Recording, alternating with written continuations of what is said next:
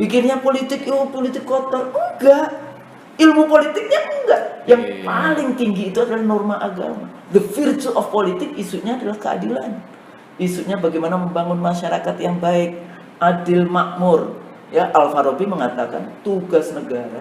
Nah, ini tahun 900 ya. Tugas negara itu untuk mensejahterakan rakyat dan membuat rakyatnya bahagia. Sudah bahagia kan?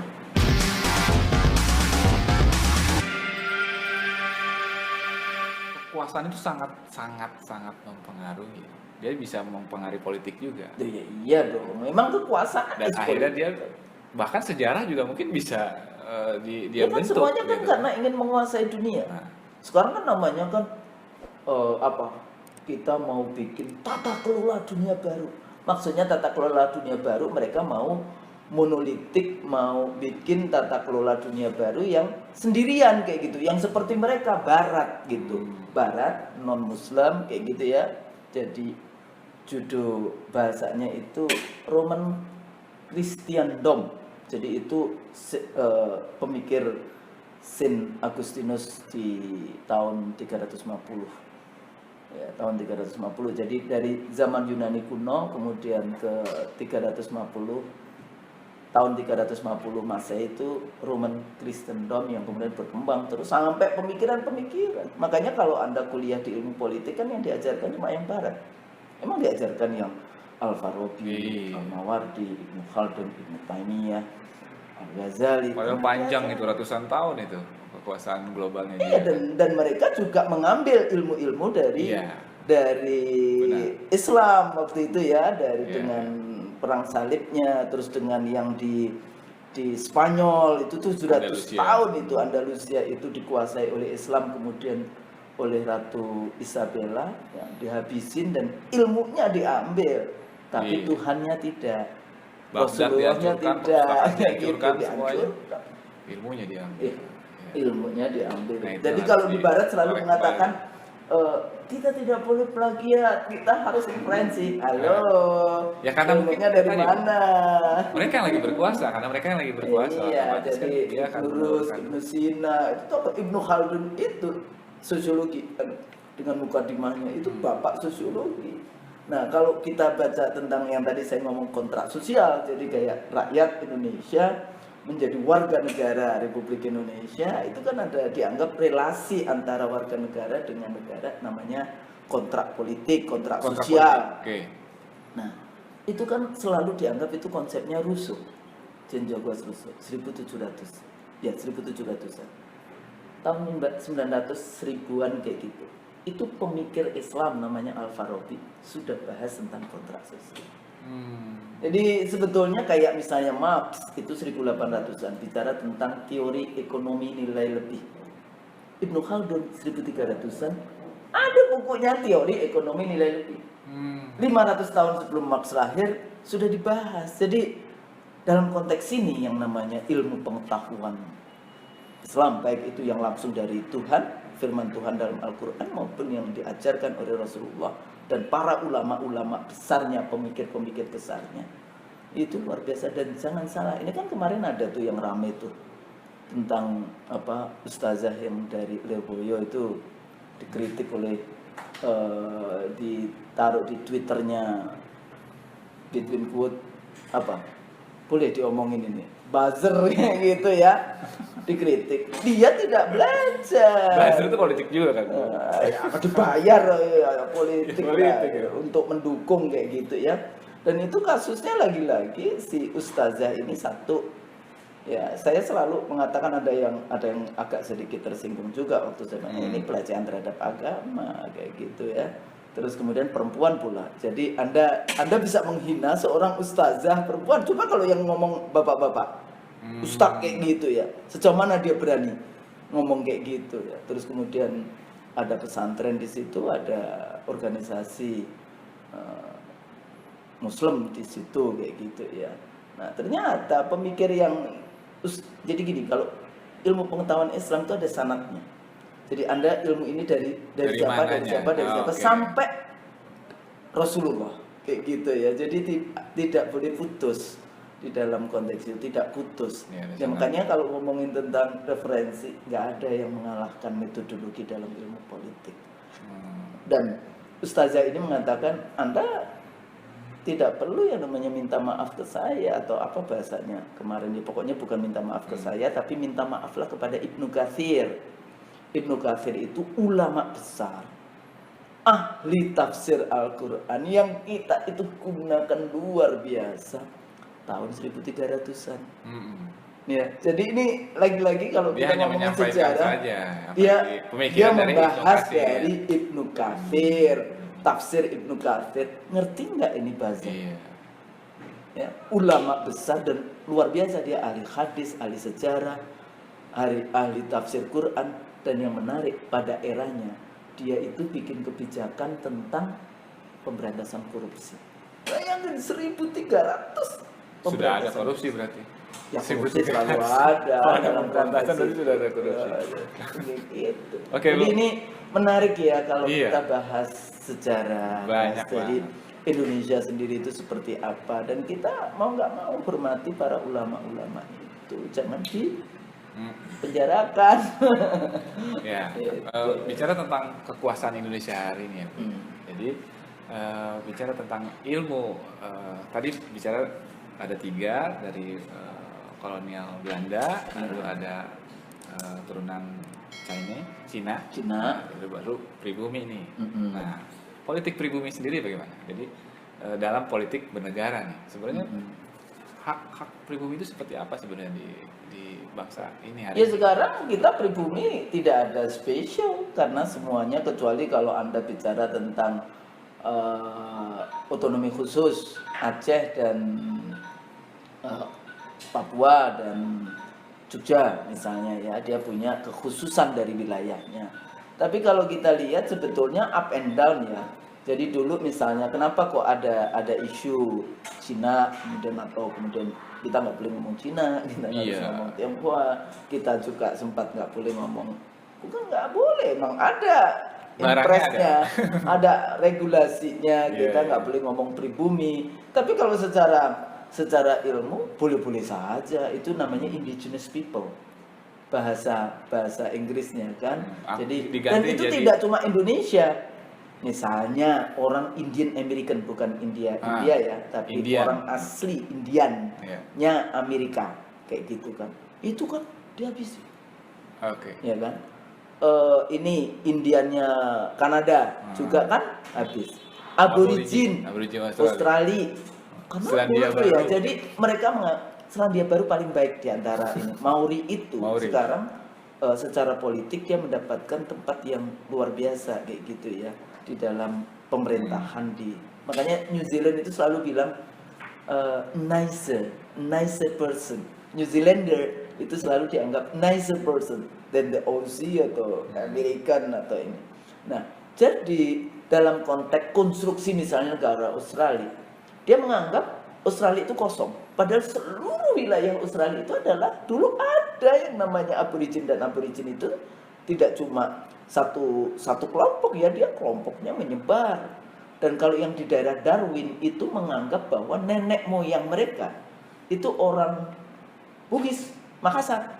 Karena bahasa aborigin yang di Darwin itu ada bahasa yang sebenarnya itu bahasa Makassar kayak gitu ya, bahasa Sulawesi Selatan. Mereka selalu, makanya mereka kalau dia pergi ke, katanya nenek moyangnya dari Makassar. Kenapa? Karena orang Makassar kan suka berkelana, naik kapal apa itu, berlayar sampai ya ke wilayah sana, nyari teripang itu sampai wilayah sana kayak gitu kan ya. Jadi di beberapa negara itu akademisi, scholars seperti Kim Lika itu banyak sudah bahas tentang multicultural society, konstruksi kita dari yang multicultural dan sebagainya.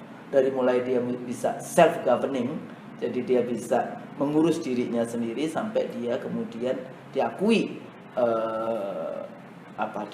beberapa dari kekhususannya kayak gitu ya, sebagai indigenous atau sebagai orang pribumi atau orang asli Indonesia. Jadi kita nggak ada. Jadi semua jadi bangsa Indonesia, warga negara itu, bahkan orang Cina sebetulnya pada saat BPUPK itu nggak mau dia menyebut sebagai bangsa Indonesia. Im Kun Hyang.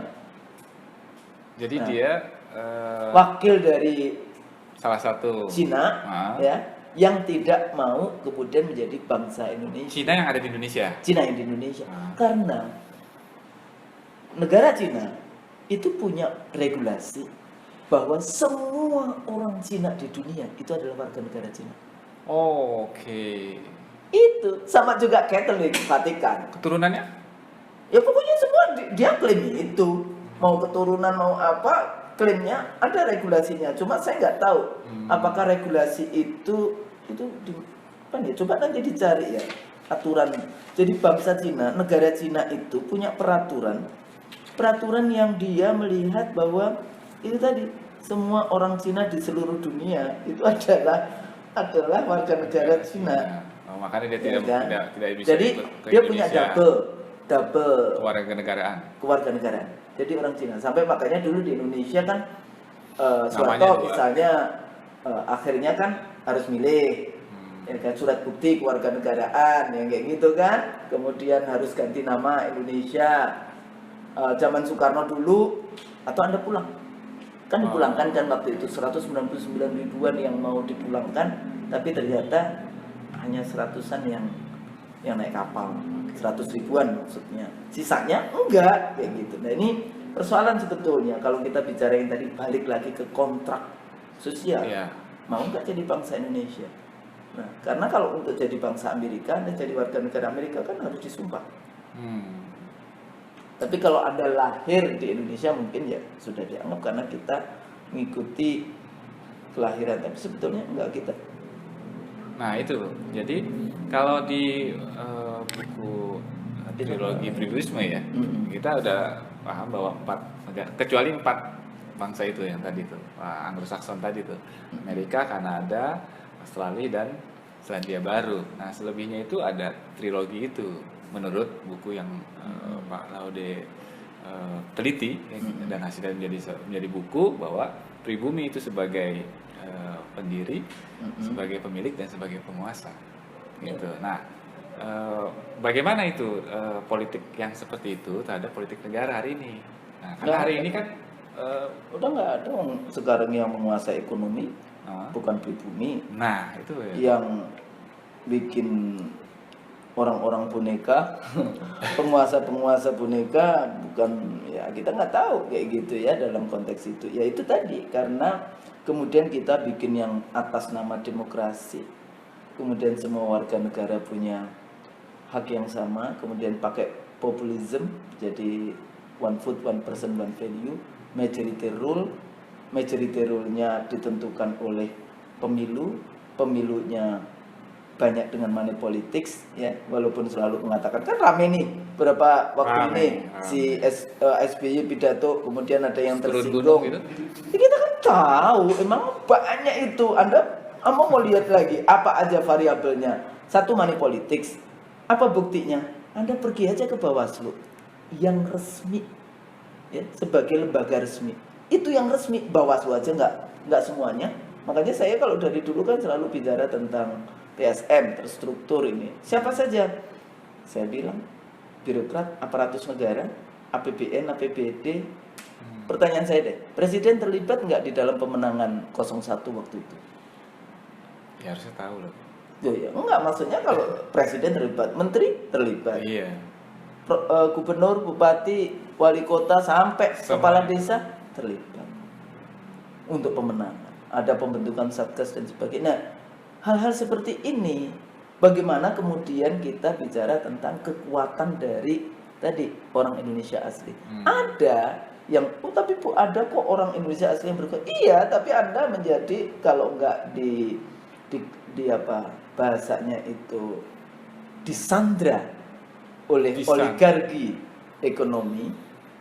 Ya, jadi oleh para bandar gitu, bahasa saya kan saya ngomongin bandar juga, oligarki ekonomi. Jadi bandar, partai politik juga disandra oleh oligarki ekonominya karena pemilu yang populisme itu pemilu yang mahal, ya kan? Anda harus punya kantor di 100% provinsi. Anda harus punya kantor di 75% kabupaten kota, 50% ya yang untuk kecamatan. Coba dicek lagi undang-undangnya. Nah, partai politik nggak boleh punya bisnis. Itu dari mana? Membiayai kantor-kantor itu untuk jadi ini. Ya akhirnya bandar masuk.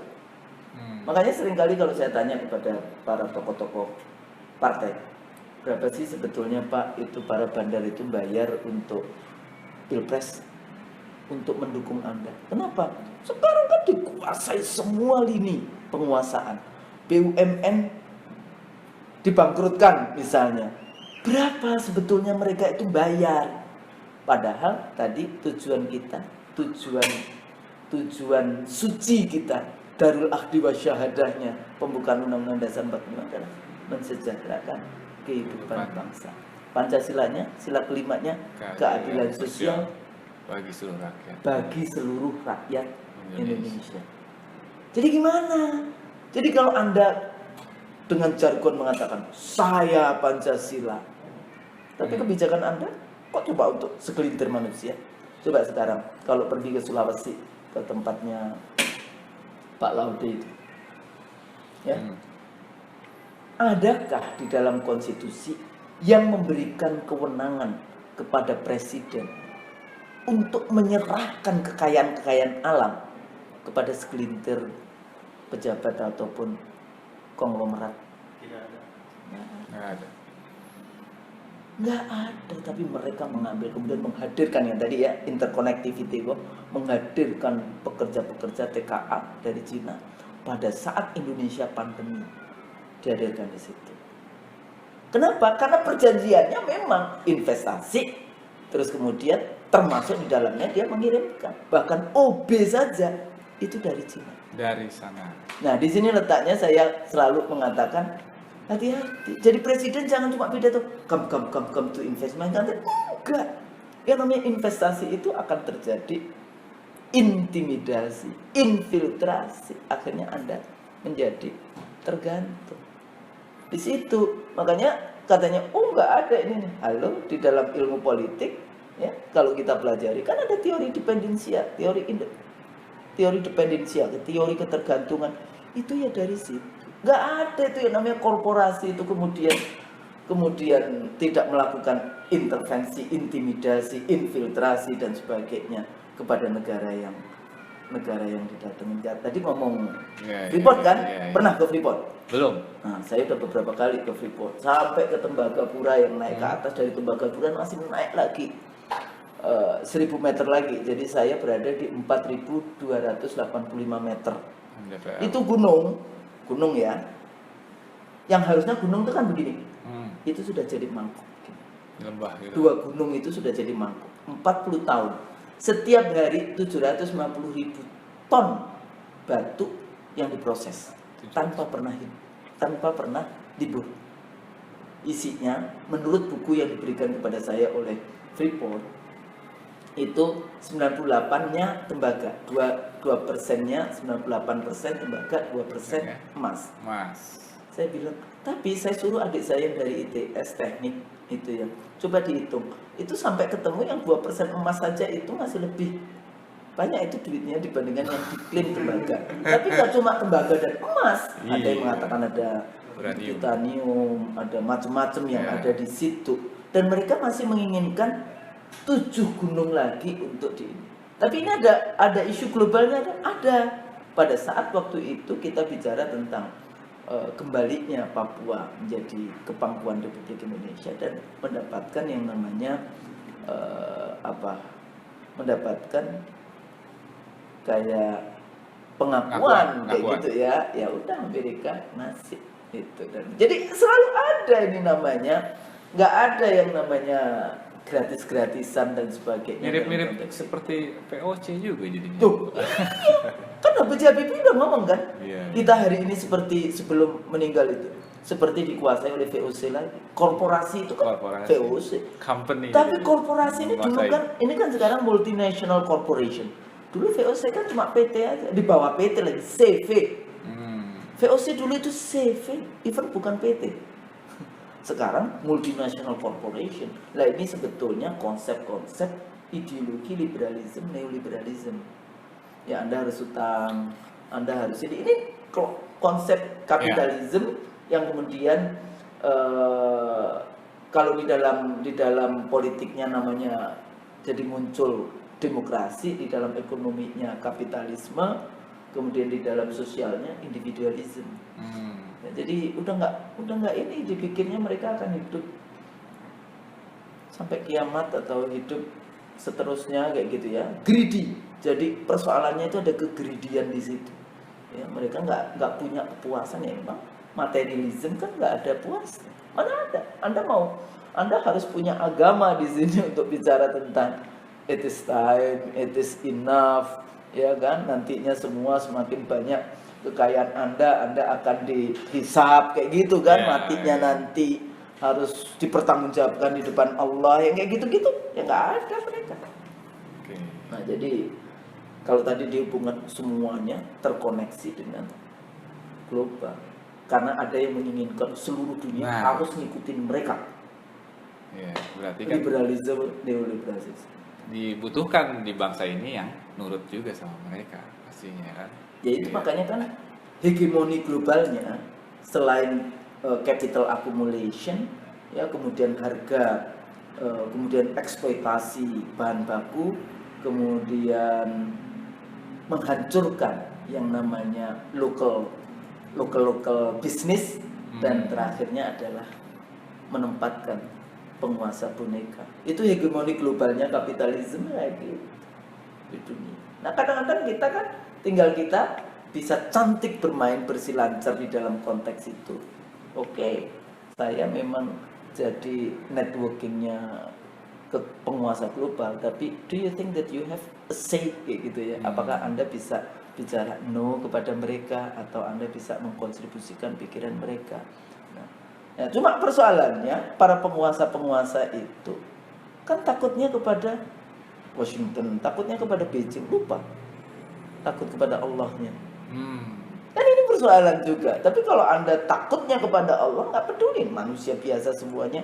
Saya punya tugas yang nanti saya harus pertanggungjawabkan di depan Allah untuk mensejahterakan rakyat, mencerdaskan kehidupan bangsa, melindungi tumpah darah. Itu kan perjanjian itu. Coba kalau pernah melihat. Berarti dikembalikan lagi Bu harusnya ke iya dong, pada konstruksi negara Republik Indonesia, pembukaan undang-undang. Pernah nggak dengerin pejabat diambil sumpah? Nah, coba nanti dibaca. Demi Allah. Kan ada Qur'annya ditaruh di ininya, atau kemudian kitab-kitab sucinya, Injil atau apa kayak gitu kan, demi Allah kayak gitu. Nah, di sini memang sekarang ini kita sedang krisis ya. Jadi dibutuhkan yang namanya kita persatuan Indonesia. Kayak dialog, interfaith dialog, kan nggak enak ya ngomongin kita polyethnic atau multicultural nation, agar tahu gitu satu sama lain. Polyethnic itu artinya kita memang bangsa yang berasal dari banyak etnik kayak gitu ya. Jangan yang dihafalin poligami aja, polyethnic gitu.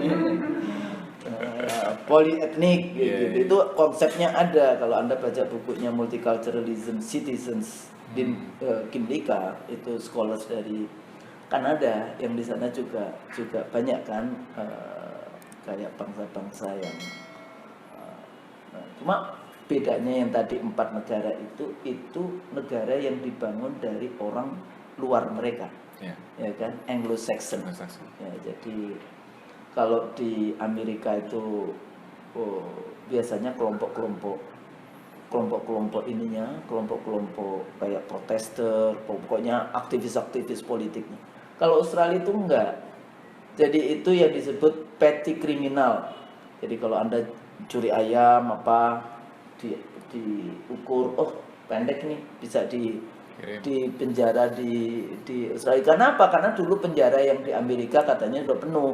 Jadi Inggris mencari. Jadi Inggris lagi di dalam konteks ini ya, selain yang lain-lain. Jadi kadang-kadang kemarin Ratu Elizabeth meninggal gitu. Penguasa dunia masih ada 15 negara yang kepala negaranya masih Ratu Inggris ya. Sekarang Raja King Charles. Jadi biasa-biasa aja kalau melihat Anda ini. Lupa Indonesia adalah the most populous Muslim country in the world. Negaranya kaya raya. Tapi Anda tahu nggak? Indonesia itu import garam dari Australia. Untuk industri di Indonesia itu sampai 90-an lebih persen import. Negara mana di dunia yang isinya garam? Allah kasih barokah yang luar biasa, tapi kita impor.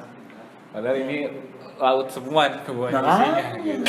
Nah dari disitulah kita harus mari kita banyak dialog gitu ya. Kalau saya tadi bicara tentang Anda Cina, ya Anda buktikan bahwa Anda adalah bangsa Indonesia, bukan bangsa Cina. Anda Katolik, Anda buktikan karena Katolik itu, tahu nggak orang Katolik juga double citizens? Baru tahu saya.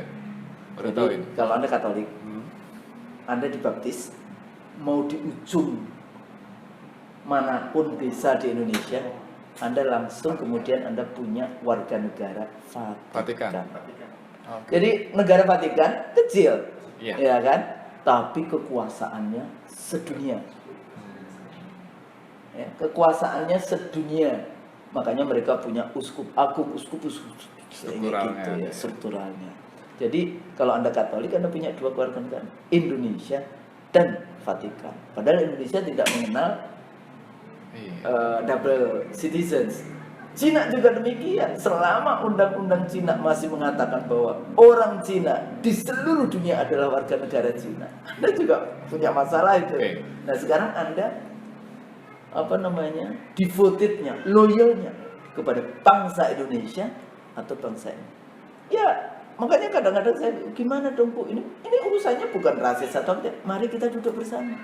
Bagaimana, apa kontribusinya? Jangan kemudian eksploitasi yang terlempar-lempar, Anda menguasai, memonopoli, mengambil semua kekayaan, kemudian ini. Dan itu, apakah itu ada? Saya dulu pernah satu panel kayak gitu ya. Bahasanya mereka, daripada kami diatur, kami akuisisi. Jadi itu pilkada-pilkada. Bahasanya pun akuisisi. Nah, dan persoalannya juga, sekarang kita ngomongin korupsi misalnya. Kenapa itu koruptor besar? Ya, kondensat 35 triliun. Kemarin yang siapa yang dari yang di Medan? Berapa itu? 78 triliun. Siapa itu? Apeng atau siapa itu? Nah, lari ke belum lagi yang lain yang bank-bank dan sebagainya. Kenapa ya itu tadi? Unholy alliances, konsep teorinya antara elit politik dengan elit ekonomi. Ya, jadi unholy, jadi oligarki politik, oligarki ekonomi. Beraliansi dengan tidak, ya bahasanya. Tapi kalau saya bahasakan Indonesianya adalah persekongkolan jahat. Ya berarti kan kekuasaan tadi Bu. Karena dia apakah kemudian sosialnya ada? Yang tadi orang pribumnya ada. Anda jadi buzzer, Anda jadi ini, itu namanya oligarki sosial. Mau kan? Atau Anda akademisi, Anda intelektual, bukan intelektual, akademisi, saintis. Kenapa?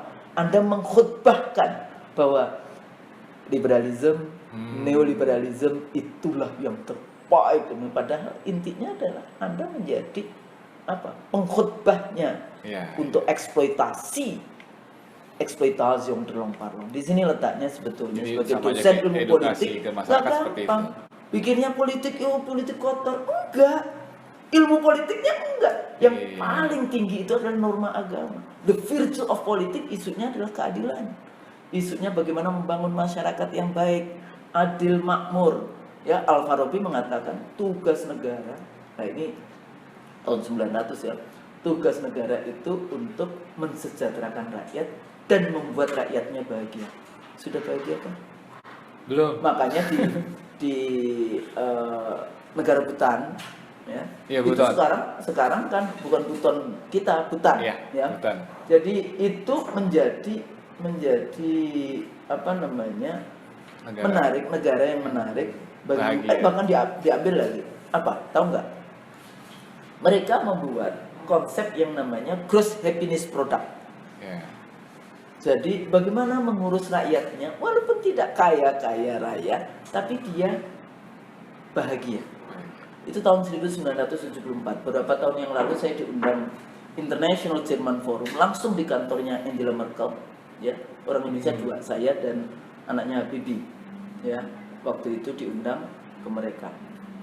Itu yang jadi bintang ya mereka. Saya cuma ngomong di tahun 1974 saya bilang 1000 tahun sebelumnya itu Al-Farabi, pemikir Muslim, sudah bicara fungsi negara adalah mensejahterakan rakyat dan membuat rakyatnya bahagia. Nah kalau kita kan ya fitunya hasanah, wa fil akhirati hasanah, wa qina adzabannar. Bahagianya, baiknya tidak hanya cuma di dunia tapi juga di akhirat dan dijauhkan dari api neraka karena kita punya konsep itu tadi ketuhanan yang Maha Esa di dalam Pancasila. Ya, berarti harus banyak lagi nih Bu diedukasi kembali dengan hal seperti ini kan kita bicarakan seperti itu supaya masyarakat juga paham akhirnya. Iya, tapi kemudian kita harus bicara lagi. Oke, kita sekarang balik lagi anak muda kalau tahun 1928 itu ada Sumpah Pemuda, ada dialog. Kenapa nggak anak muda sekarang bikin Sumpah Pemuda lagi?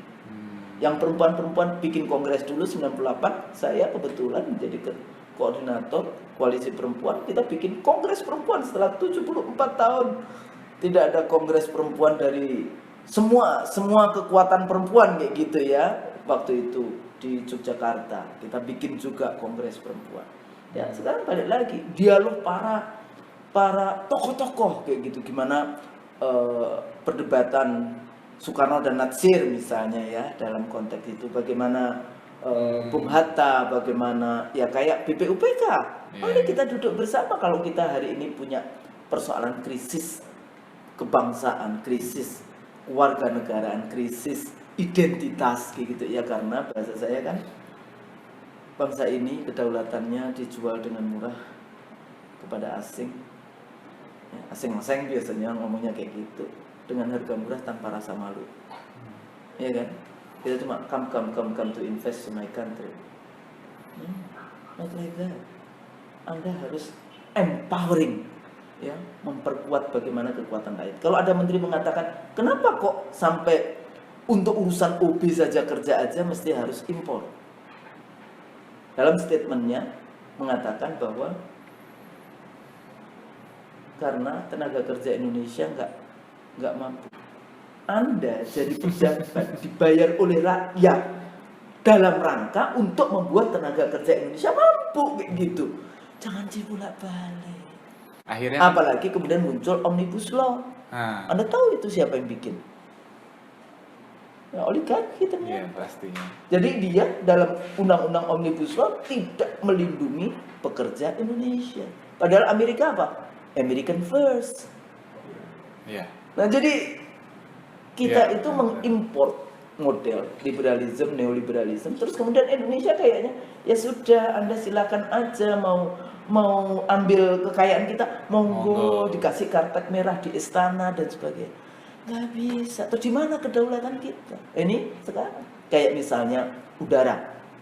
Anda tahu perjanjian FIR dengan Singapura sejak tahun 95, 2000 diperbaiki 2005. Setelah itu nggak jelas. Jadi kalau pesawat Indonesia walaupun itu RI1 mau mendarat di Batam aja, lapornya ke Singapura. Terus kalau kita bicara laut, Anda tahu itu yang namanya Malacca Strait, ya, itu 600 kilo itu panjang yang milik Indonesia dibanding yang Singapura cuma setitik. Iya. Ya, tahu nggak? Tiap tahun Singapura mendapatkan 40 triliun, Indonesia cuma 1 triliun. Kenapa? Tidak dimasukkan menjadi wilayah kekuasaan mappingnya. Jadi cuma dipikir titik-titik aja, street aja itu. Jadi kayak jalan kayak gitu. Kenapa? Karena seluruh yang namanya transportasi ke Cina, ke wilayah Asia Timur itu lewatnya Selat Malaka. Tapi Selat Malaka ini Indonesia larinya cuma Alki 1 lewat Sunda dan sebagainya. Kita juga punya orang ini motong itu artinya biaya produksinya lebih murah. Singapura cuma satu pulau kecil. Belum lagi Singapura punya kebijakan. Saya pernah itu waktu itu agak sedikit sewot juga kayak gitu. Waktu kita naik kayak amfibinya, perahu amfibinya di Singapura.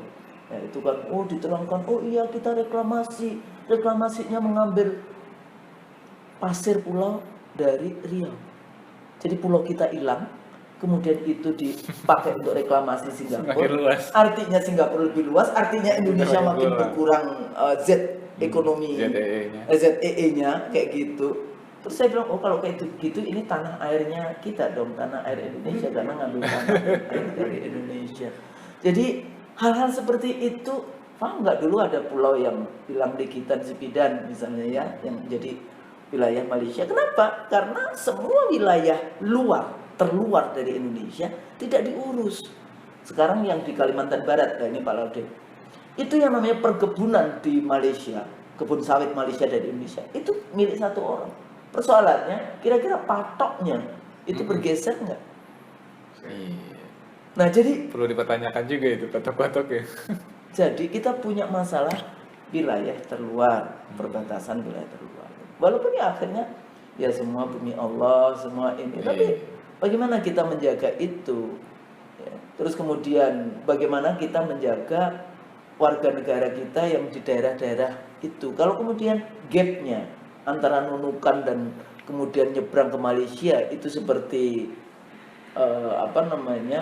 gapnya sangat tinggi, ya orang akan lari kayak gitu. Lama-lama nggak cuma orangnya, wilayahnya akan lari ya gitu. Apa yang terjadi di Crimea kayak hari ini antara Ukraina, garing NATO dan Rusia hari ini, ya, itu juga dengan mudah akan terjadi.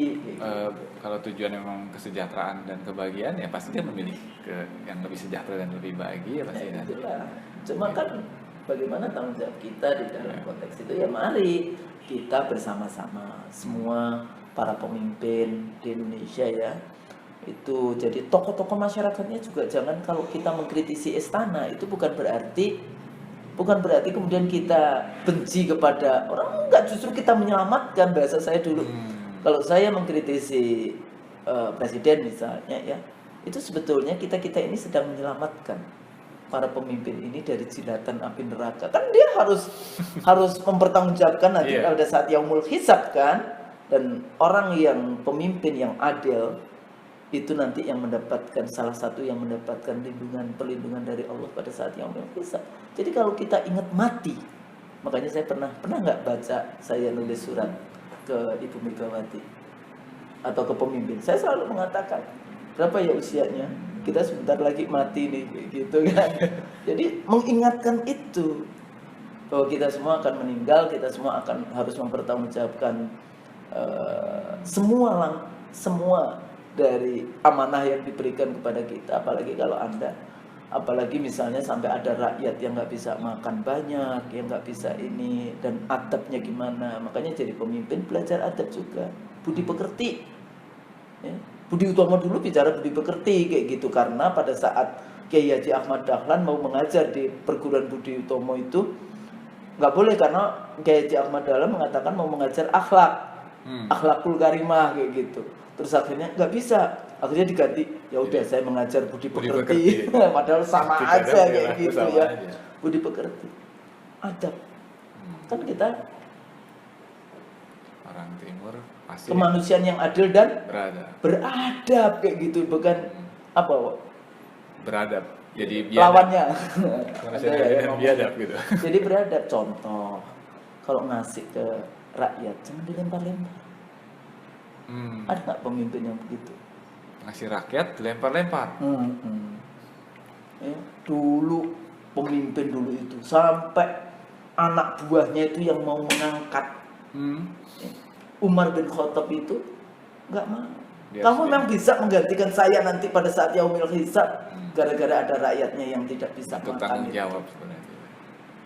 Kayak gitu. Jadi ini urusan adab, urusan akhlak, urusan budi pekerti pada saat Anda menjadi. Jadi kalau padahal di Jawa ada ing narsosum tulodo, ing madya mangun karso, tuturi andaya.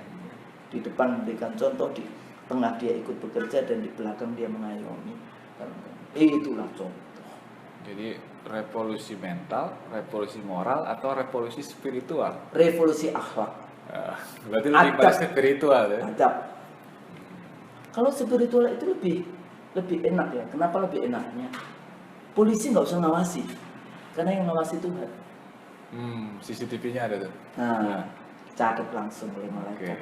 Kan seringkali saya kalau ngomong pada anggota DPR kayak gitu, DPRD ya, saya bilang, oh Bapak kemarin menang, siapa yang menang dengan cara halal? Ya ini saya lagi konsep pemilu halal, ya. Karena kalau pemilu jurdil, susah jujur adil, apa ini? Money politiknya nggak karuan dan sebagainya, pindah-pindahin suara dan sebagainya kayak gitu. Saya bilang, malaikat kalau zaman dulu kan kita diajarkan kecil, malaikat mencatat, kan kayak gitu ya. Kan sekarang Anda pakai teknologi nih, Anda sendiri kan yang nyatet ini. Malaikat cuma screenshot aja. Nggak, maksudnya itu bahasa saya, tapi intinya adalah kalau kita berketuhanan itu tadi yang Maha Esa, ya sudahlah, memang kita ada yang Kristen, ada yang Hindu, Buddha, ya, Konghucu dan sebagainya. Tapi kalau kita balik lagi bergandengan tangan, persatuan Indonesia, membangun Indonesia bersama-sama, kayak gitu ya, bukan karena greedy, jadi bukan karena ingin menguasai, kayak gitu ya. Balik lagi kepada perjanjian suci, melindungi segenap tumpah darah Indonesia, kemudian mensejahterakan rakyat, mencerdaskan kehidupan tanah, insya Allah. Yang disebut adil makmur, masyarakat adil makmur, kalau bahasanya dalam konteks para ulama itu, baldatun thayyibatun wa rabbun ghafur, insya Allah bisa tercapai. Kan kita selalu berdoanya kayak gitu kan. Benar nggak? Jadi revolusi akhlak sebenarnya, atau revolusi adab. Karena kalau nanti revolusi akhlak dihubung-hubungkan dengan tokoh ulama tertentu, apa ya revolusi adab. Ada. Kita kembali lagi pada ketuhanan yang Maha Esa, menjadi manusia yang beradab, agar tumbuh persatuan. Tuhan, supaya musyawarah kerajaatannya, pemimpinnya bermusyawarah dan dengan hikmah kebijaksanaan untuk mencapai keadilan sosial bagi seluruh. Itu jadi kalau nanti Anda bikin kebijakan, kira-kira ini berketuhanan enggak kebijakannya? Ya. Ini beradab enggak, ini kemanusiaan enggak? Ini membuat Indonesia menjadi bangsa terbelah atau persatuan? Ini sudah melalui proses musyawarah, mufakat atau tidak? Ini untuk segelintir orang atau untuk keadilan sosial bagi seluruh rakyat Indonesia? Itu bisa semua di ini. Dan itu indikatornya kayak gitu. Dan itu semuanya politik itu. Semuanya, mau Anda bicara undang-undang Covid, undang-undang Omnibus Law, undang-undang pendidikan, undang-undang sekarang nanti ini urusan pesantren dihilang, madrasah dihilangkan, undang-undang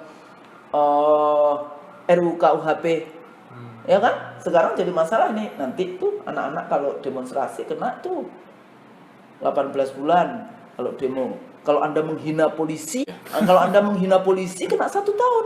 Nah ini saya tuh bukan bingung, saya itu sedih. Kenapa? Emak-emak itu kalau di kampung-kampung, kalau kemudian ini nama polisi, pasti kan mereka kayak gitu kan, emak-emak ini ya. Direkam, kena tuh nanti. Kena dia, karena apa? Karena polisi kan ada sampai polsek, sampai paling bawah.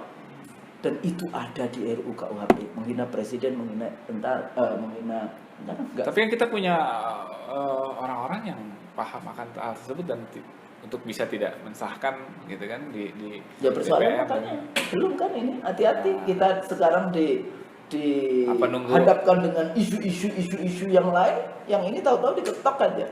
Nah, jadi kayak gitu. Jadi anggota DPR juga hati-hati Anda.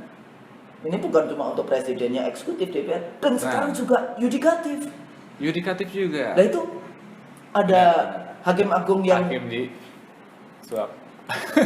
Tapi itu kan bukan yang baru saja kayak gitu kan. Itu kan bukan isu baru di dalam konteks yudikatif di Indonesia. Jadi kita menjadi punya krisis di semua lini. Oleh karena itu tadi bangunan adab kita ya, dialog untuk menyelesaikan masalah krisis, interfaith dialogue. Interfaith juga ya, yang saya selalu ajak interfaith. Walaupun tidak mudah. Saya tahu pada saat Anda bicara interfaith, kalau itu sudah ngomong politik, nggak mudah. Baik. Tapi itu tantangan kita. Insya Allah kita harus tetap sebagai orang beragama tidak boleh putus asa. Ya, kita tinggal banyak berdoa, membuka pintu langit, insya Allah. Karena kalau bicara tadi itu adab atau akhlak itu kan sebenarnya caranya Rasulullah juga kan. Ya memang harus kan, kalau bu'itsu li utammima makarimal akhlak, kehadiran Allah, kehadiran Rasulullah adalah untuk menyempurnakan kehadiran Rasulullah untuk menyempurnakan akhlak.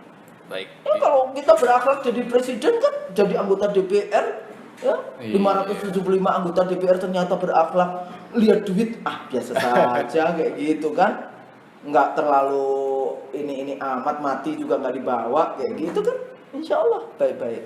Ya. Tapi harus yakin bahwa Allah akan ini menolong kita. Allah musta'an, Allah maha penolong dalam konteks itu. Jadi nggak boleh ya, Indonesia sebagai negara Muslim terbesar di dunia tidak boleh berputus asa. Oke, Ibu, banyak sekali yang sudah kita bicarakan, luar biasa. Banyak juga nih edukasi juga buat masyarakat. Ya, memang harus banyak-banyak nih dialog juga, Bu. Tadi yang Ibu sampaikan harus memang dalam konteksnya, ayo kita bicarakan kan gitu, supaya semua orang juga akhirnya tahu gitu. Yang tadinya tabu akhirnya menjadi seperti ini karena ada ilmunya tadi kan. Ya. Harus punya ilmu di dalam membicarakannya. Ya. Jadi jangan tanpa ilmu. Kalau nggak punya ilmu ya susah. Kayak gitu. Akhirnya kan emosinya yang dia. Maka dari itu kami datangkan orang yang berilmu di sini. Terima kasih sudah dihadirkan. Alhamdulillah, semoga bisa bermanfaat buat saudara-saudara dan rekan-rekan sebangsa dan setanah air. Mari kita akhiri.